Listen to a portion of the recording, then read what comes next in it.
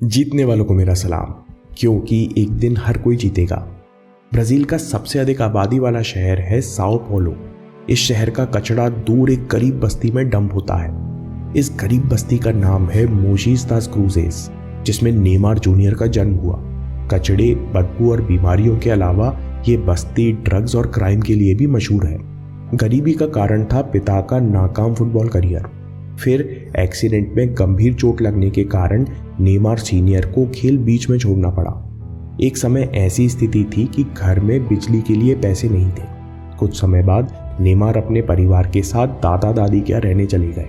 यहाँ भी परिवार के 9 लोगों को रहने के लिए एक कमरा और सोने के लिए एक गद्दा था। नेमार सीनियर कहते हैं कि लोग 0 से शुरू करते हैं, लेकिन नेमार जूनियर ने -5 से अपना जीवन शुरू किया। नेमार जूनियर के ऊपर सबसे ज़्यादा प्रभाव डाला उनके पिता ने। नेमार सीनियर चाहते तो छोटा मोटा काम करके अपना परिवार पाल सकते थे, लेकिन नेमार सीनियर को ना तो अपने एक्सीडेंट से शिकायत थी और ना अपने असफल फुटबॉल करियर का मलाल। कोई और होता तो शायद डिप्रेशन या अवसाद का शिकार हो जाता।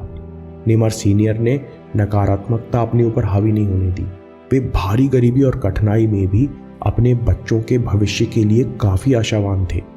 नेमार सीनियर ने 3 जॉब्स करना शुरू किए। वे कार मैकेनिक थे, साथ में वे कार बेचने का भी काम किया करते थे, और जब इन दोनों जॉब से फुर्सत मिलती तो वे ट्रांसपोर्ट की गाड़ियां भी चलाया करते।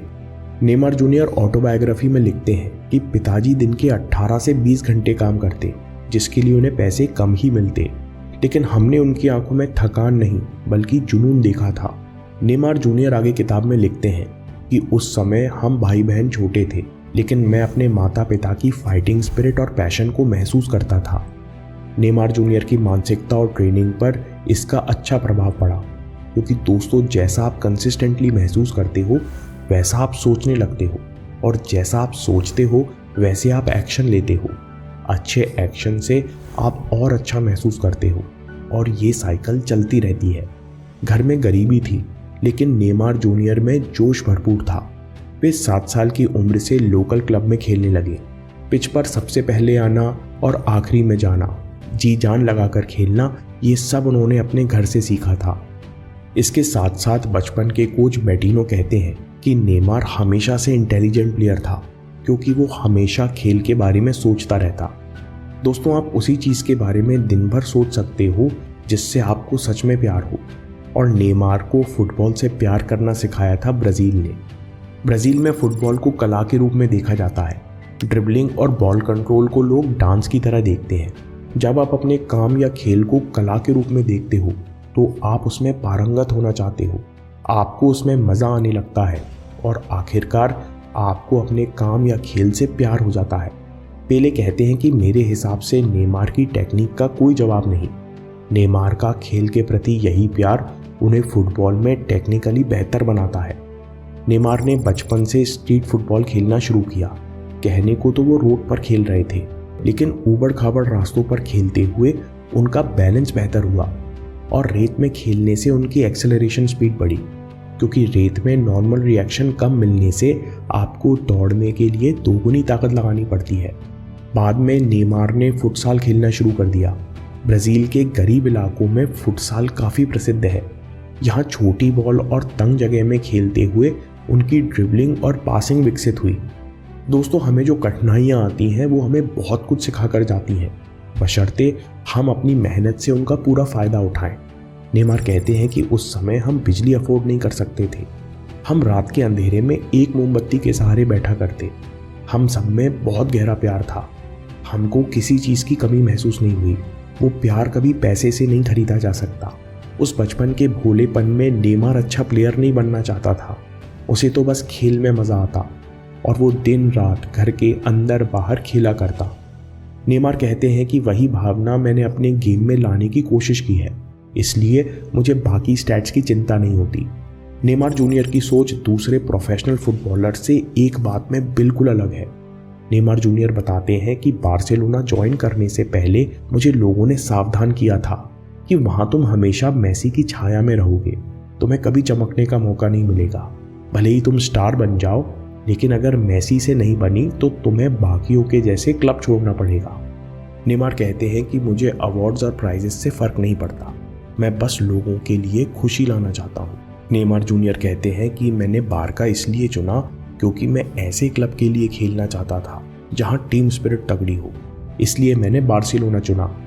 नेमार जूनियर की तरक्की देखते हुए पिता ने 17 साल के नेमार को मेंटल ट्रिक भी सिखाई। देखो, आगे चलकर तुम्हारा नाम होगा, पैसा भी आएगा, कुछ लोग तुमसे जलेंगे और बहुत सारे लोग तुमसे उम्मीद भी करेंगे। इन सब कारणों से तुम्हारे ऊपर प्रेशर भी होगा, इसलिए अपने से एक्सपीरियंस प्लेयर से सीखो। ये कैसे करोगे?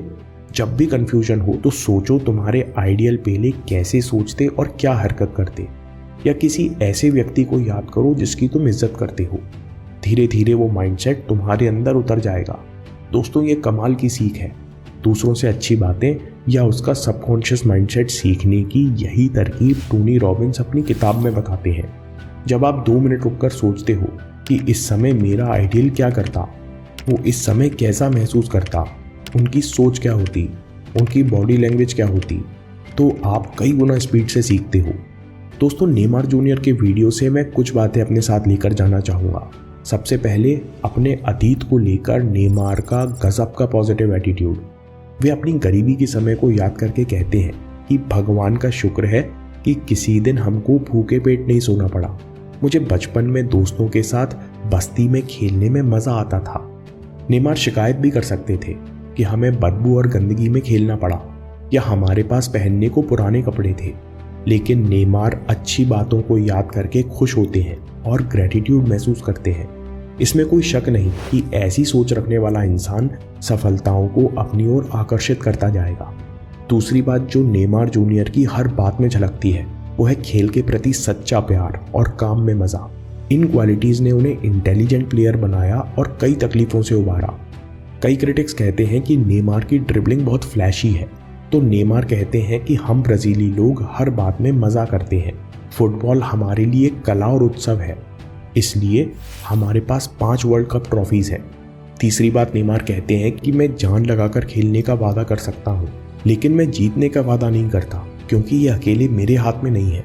फुटबॉल बच्चों का गेम है जिसे लोगों ने बहुत सीरियस बना दिया है। फुटबॉल केवल हार और जीत के बारे में नहीं है। मैं बहुत खुशी से खेलता हूँ और लोगों में भी यही बांटना चाहता हूँ। जब आप सपनों को सच में बदलते रहते हो तो आपके ऊपर किसी बात का प्रेशर नहीं होता। दोस्तों, हमको प्रेशर की नहीं बल्कि विश्वास की ज़रूरत है। नेमार कहते हैं कि आपको अपने सपनों पर विश्वास होना चाहिए और विश्वास जीवित रखने के लिए आपको लगातार अपने सपनों को जीना चाहिए। दोस्तों, ये भरोसा आपकी कल्पना और इमेजिनेशन से शुरू होता है और एक्शन में जाकर बदलता है। इसलिए विजुअलाइजेशन का इतना महत्व है। विजुअलाइजेशन का साइंटिफिक तरीका अगले वीडियो में देखिए, जो आपको लॉन्ग टर्म गोल से जोड़ेगा और मेंटल ब्लॉक से दूर करेगा। और हाँ दोस्तों, क्योंकि आपके समय से कोई वीडियो, कोई शॉर्ट, कोई ऐप, कोई न्यूज़ कीमती नहीं है, मैं काम के किस्से लाता रहूँगा। हिम्मत, हरकत, होशियारी, हम जीतेंगे।